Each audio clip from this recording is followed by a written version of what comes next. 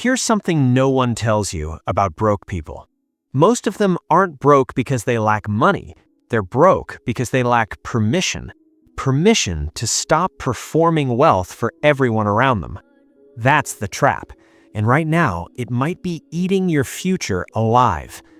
Stay with me, because by the end of this, you're going to see a micro-experiment that revealed something disturbing about how ordinary people make financial decisions, something that will change how you look at every purchase you make going forward. Picture this. You just got a raise. Real money. Life-changing if you handle it right. And for about 48 hours, you feel it, that quiet, powerful sense of possibility. Then, your coworker shows up in a new car. Your college friend posts photos of a vacation in Greece. Your neighbor redoes their kitchen. And suddenly, without a single conversation, without a single direct ask, you feel it, this invisible pressure, like you're falling behind, like the raise you just got isn't enough, like you aren't enough. You didn't decide to feel that way. It happened to you. That's the point. What you just experienced has a name in behavioral psychology. It's called social comparison theory, and it was first identified by psychologist Leon Festinger back in 1954. The core idea is simple and brutal.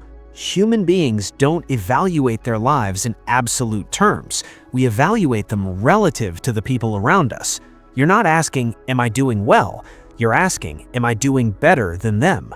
This was useful once. In small tribal groups, relative status meant survival, access to food, mates, protection. Your brain evolved to care deeply about where you stood in the hierarchy. The problem: evolution didn't anticipate Instagram. It didn't anticipate a world where you're constantly involuntarily exposed to the highlight reels of thousands of people simultaneously. Your ancient threat detection system is now firing in response to a stranger's kitchen renovation. And here's where it gets darker. This isn't just envy, it's an identity threat. When someone in your social circle upgrades their life visibly, your brain interprets it as a signal that your life has somehow diminished, not logically, but emotionally, chemically, physically. Cortisol spikes, discomfort rises, and your brain, wired to eliminate discomfort fast, pushes you toward the fastest solution. Spend money to close the gap. Buy the symbol, restore the status, kill the anxiety. You're not spending money. You're self-medicating. Now here's the twist, and this is where that experiment comes in. Researchers ran a study where two groups of people were shown the same car loan offer. One group was shown it in isolation. The other group was first shown photos of their neighbors' new cars. The second group rated the loan as more reasonable, more worth taking on debt for, even though the numbers were identical. The context changed the decision, not the logic, not the math, the social image.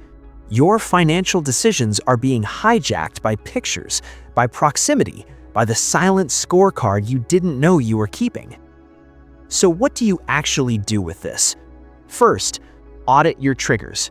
Before any non-essential purchase, pause and ask, am I buying this because I want it or because I saw someone else have it? Honest answer. Just that question consistently rewires the pattern over time. Second, curate your exposure ruthlessly. Every social feed you consume is a comparison engine in disguise. The accounts that make you feel behind, inadequate, or urgently needy, they're financially dangerous. Unfollow them like your net worth depends on it, because it does. Third, build a private scorecard. Wealthy people, real wealthy people, measure progress against their past self.